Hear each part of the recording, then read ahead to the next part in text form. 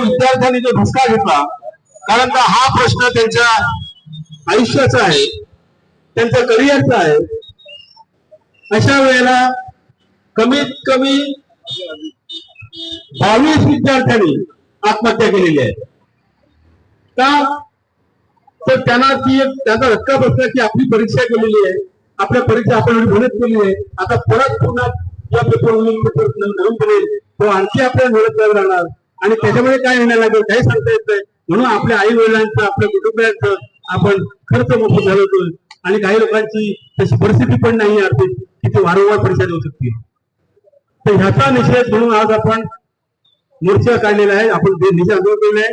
आपल्याला माहिती आहे की दिल्ली येथे जंतर मंतरवर ह्याच नेट पेपर फुटीच्या विरोधात आंदोलन चालू आहे.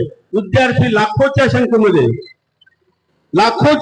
विद्यार्थी उपस्थित आहेत, त्यांचे पालक वर्ग उपस्थित आहेत. त्यांना सहकार्य करणारे पाठिंबा देणारे निरनिराळ्या पक्षाचे सेलिब्रिटीज आहेत, पक्षाचे राजकीय नेते आहेत.